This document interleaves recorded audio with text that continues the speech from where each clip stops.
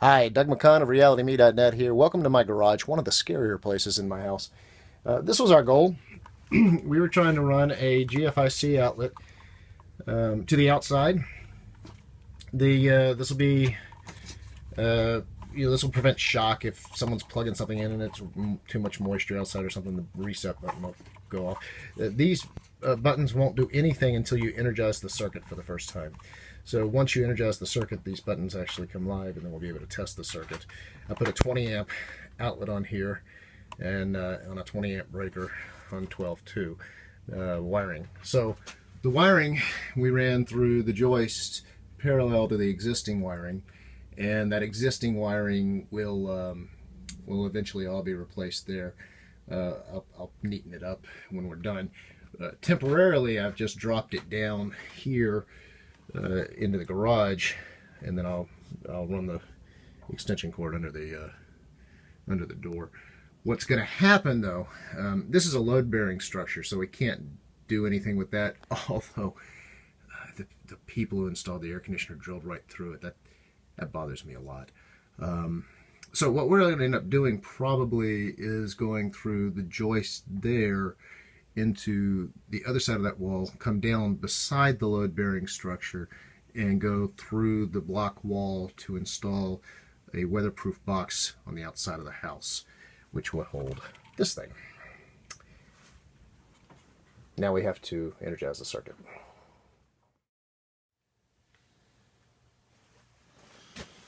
Hi, our electrical projects continue today at the panel, and this I consider one of my more nerve-wracking jobs.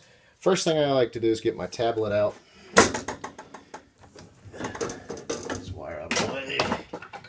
And take a picture of the breakers in their current state.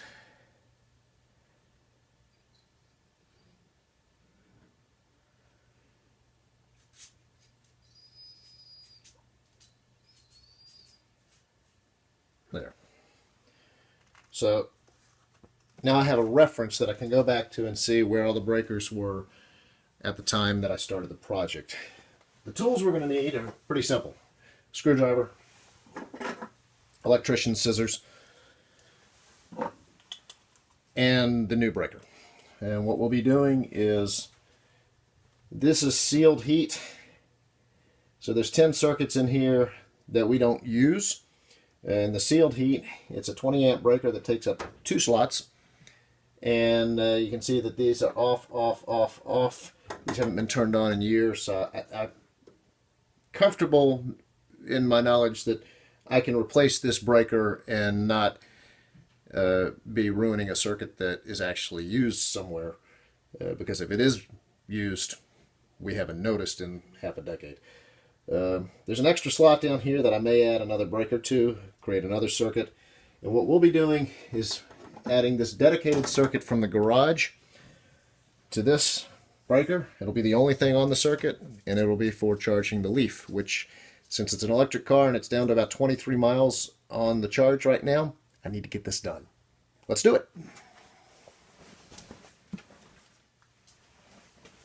I did want to add that if this is something that you're considering working on, this is very dangerous.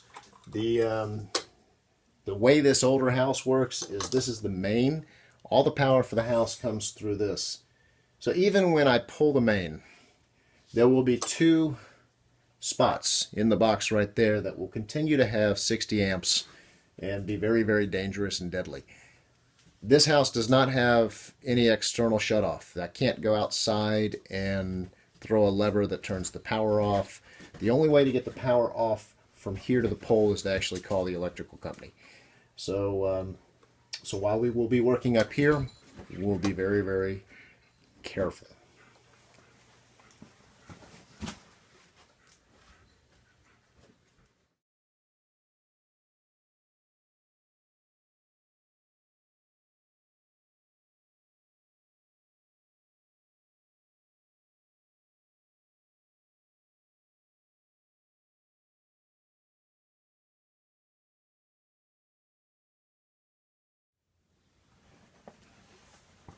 Okay, now it's done. If my confidence is high, I can put this back on the it's not that my confidence isn't high.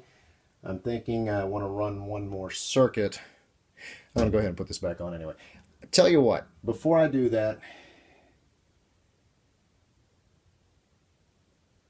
let's re-energize the circuit.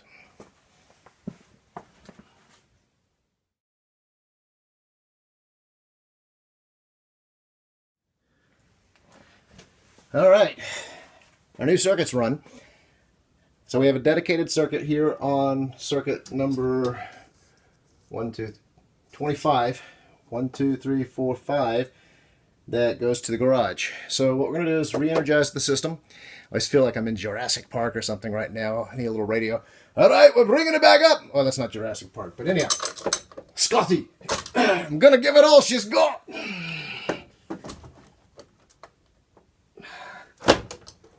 Sometimes it sparks when you do that.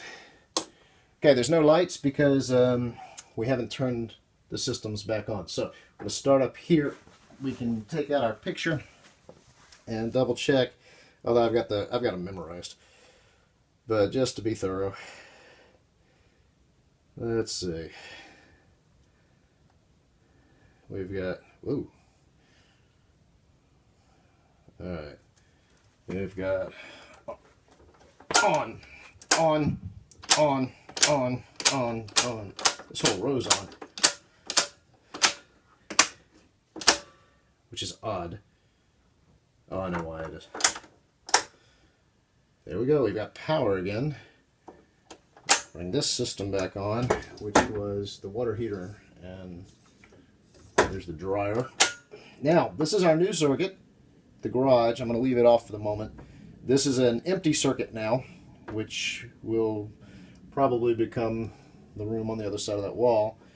This is an unused circuit, which is 2 banks, 2 slots, dedicated to seal heat, seal heat, seal heat, seal heat. The bedroom I reduced to 20 amps. Part of our problem, the reason we had the outlet melt, was for some reason the whole bedroom was wired on a 30 amp breaker. That was a fire hazard. The 30 amp breaker is now down here on isolated. It's empty, so we'll leave it off. But let's bring the bedroom on. We'll bring that on. That one, which 30 amps, 60 amps or something, I don't know. And then whatever this one is. So the only thing left to do at this point, fire up our new circuit and go test it. So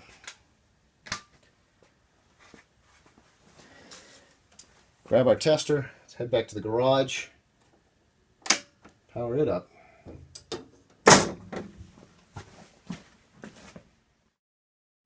We're back in the garage. Now this is a GFCI outlet. I don't know where to put the camera. Tell you what, we'll do it right here.